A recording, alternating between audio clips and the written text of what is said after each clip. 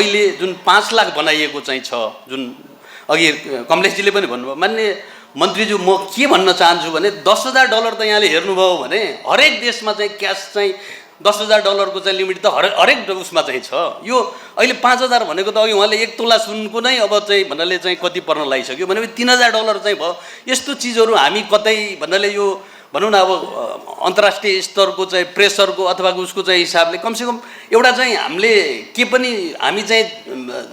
चाहिने भन्दा बढी नै भन्नाले ऊ चाहिँ पनि नगर्ने हो कि त्यसले पनि वास्तवमा हामीलाई चाहिँ वास्तवमा आम पब्लिकलाई चाहिँ ऊ चाहिँ हुन्छ कि मान्य मन्त्री, यो मेरो सजेसन मात्र हो। यो चिजहरूले वास्तवमा हामी बाहिर चाहिँ जाँदाखेरि अब हाम्रो चाहिँ भनौँ न अब डिजिटल चाहिँ हामी कति ऊ चाहिँ छौँ, हाम्रो कति सक्षम छौँ, हाम्रा चाहिँ भन्नाले चाहिँ हाम्रो इन्फ्रास्ट्रक्चरले कति सपोर्ट गरेको छ, हाम्रो आम नागरिकहरू जुन एउटा दूरदराजमा काम गर्ने चाहिँ व्यक्तिहरू हुनुहुन्छ उहाँहरूको चाहिँ भन्नाले कति क्यापेबल चाहिँ छ। वास्तवमा यो चिजहरूलाई पनि हेरेर वास्तवमा अघि हाम्रो कमलेशजीले भनेको कुरा चाहिँ म चाहिँ वास्तवमा यसमा मेरो पनि भन्नाले यो चाहिँ अलि धेरै नै कम भयो कि जस्तो लाग्यो। यो त $3,000 भयो वास्तवमा, $3,000 $3,000 $3,500 मात्र चाहिँ भयो, विच इज भेरी